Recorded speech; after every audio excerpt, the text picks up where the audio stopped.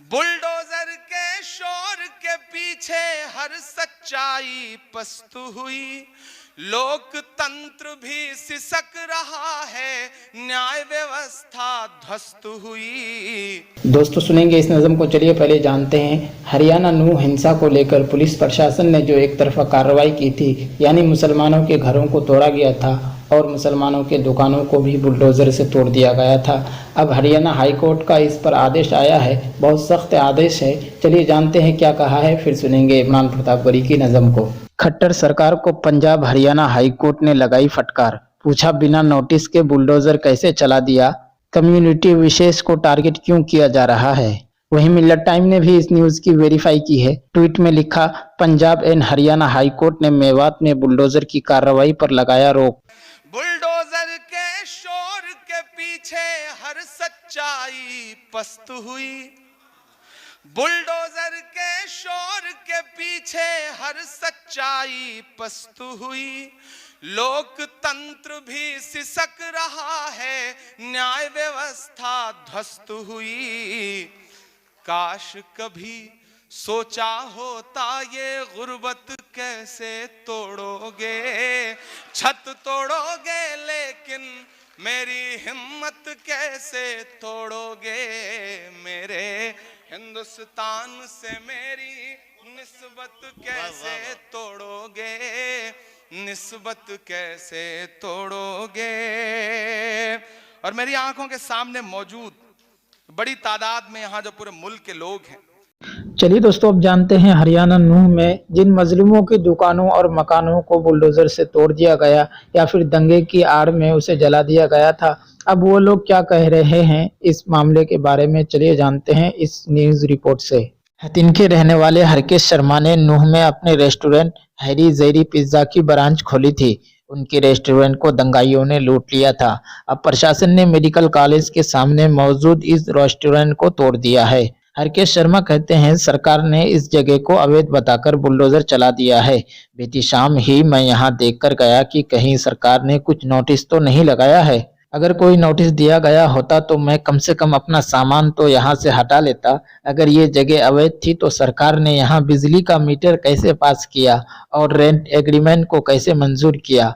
हरकेश शर्मा को इस सांप्रदायिक हिंसा में दोहरी चोट पहुंची है। बावजूद इसके वो बुलडोजर के एक्शन का समर्थन करते हुए कहते हैं, सरकार दंगा करने वालों की पहचान करके सिर्फ उन्हें दंडित करती जिनकी संलिप्तता थी या जिन लोगों ने हमला किया तो समझ आता कि सरकार सही कर रही है, लेकिन यहाँ तो सरकार ने बिना जांच करे ही तोड़फोड़ कर दी है। वकील खान यहाँ पिछले 10 साल से लैब चला रहे हैं। उन्हें भी मीडिया के जरिए ही दुकान टूटने की खबर मिली। दुकान के मलबे पर उदास खड़े वकील खान कहते हैं, अगर हमें मोहलत दी गई होती तो हम सामान निकाल लेते, हम किराएदार हैं, हमारा क्या दोष था। वकील खान कहते हैं, मेरा तो फिर भी कम नुकसान हुआ है, लेकिन यहाँ मौजूद 6 मेडिकल स्टोर को भी तोड़फोड़ दिया गया है। उनमें लाखों की दवाइयाँ थी। एक अल्ट्रासाउंड सेंटर को तोड़ा गया, उसमें महंगी मशीन थी। एक एक्सरे सेंटर तोड़ा गया, वहाँ भी महंगी मशीन थी। प्रशासन ने किसी को कोई मोहलत नहीं दी। प्रशासन का कहना है कि मेडिकल कॉलेज के बाहर जिन दुकानों को तोड़ा गया है वो अवैध रूप से वन भूमि पर बनी थी। वहीं यहाँ तोड़ी गई 15 दुकानों के मालिक मोहम्मद सऊदी और उनके छोटे भाई नवाब शेख दावा करते हैं कि खानदानी जमीन पर बनी उनकी दुकानों को दंगे के बहाने तोड़ दिया गया। मोहम्मद सऊदी कहते हैं, सुबह 8 बजे दुकानें तोड़ दी गई, हमें कोई जानकारी नहीं दी गई। ये हमारी खानदानी जमीन पर बनी दुकानें हैं, प्रशासन ने मनमर्जी की और ये दुकानें तोड़ दी गई। सऊदी कहते हैं, हमारे पास संपत्ति के दस्तावेज हैं और हाई कोर्ट और सुप्रीम कोर्ट ने सरकार को यहाँ कोई कार्रवाई न करने के लिए पहले ही स्टे दे दिया था, लेकिन अब प्रशासन ने मौके का फायदा उठाते हुए दुकानें तोड़ दी हैं। हमें अपने दस्तावेज दिखाने का मौका तक नहीं दिया गया। सऊदी कहते हैं कि इस कार्रवाई के खिलाफ वो अदालत में याचिका दायर करेंगे। सऊदी के छोटे भाई नवाब शेख तोड़ दी गई अपनी दुकानों को देखकर चुपचाप खड़े रहे। रूंधी हुई आवाज में नवाब शेख कहते हैं, दंगे के वक्त हमारे परिवार से यहाँ कोई मौजूद नहीं था। सरकार ने हमारा सत्यानाश कर दिया है। मैंने प्रशासन को रोकने की कोशिश की तो पुलिस मुझे यहाँ से उठा ले गई। हमारे बच्चों का पेट यहीं से भर रहा था, अब हम कहाँ जाएंगे। शेख कहते हैं, सरकार हमारी गुहार नहीं सुन रही है। जुल्म हम पर हो रहा है, सरकार को इंसाफ करना चाहिए, लेकिन यहाँ तो नाश कर रही है।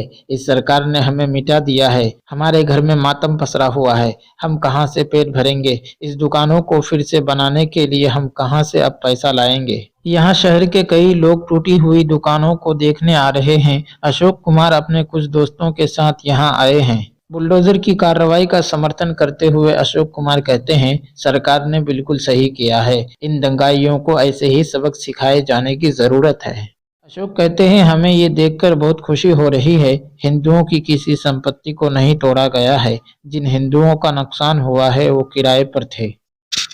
दोस्तों, इस न्यूज़ रिपोर्ट को सुनने के बाद आप अपनी राय में क्या कहना चाहते हैं वो नीचे हमें कमेंट बॉक्स में ज़रूर बताएं। मिलते हैं किसी और वीडियो में, दीजिए मुझे इजाज़त, रखिए अपना ख्याल। अगर वीडियो को लाइक नहीं किए हैं तो लाइक कीजिए और चैनल को भी ज़रूर सब्सक्राइब करें। मिलते हैं किसी और वीडियो में। अस्सलामु अलैकुम वरहमतुल्लाह।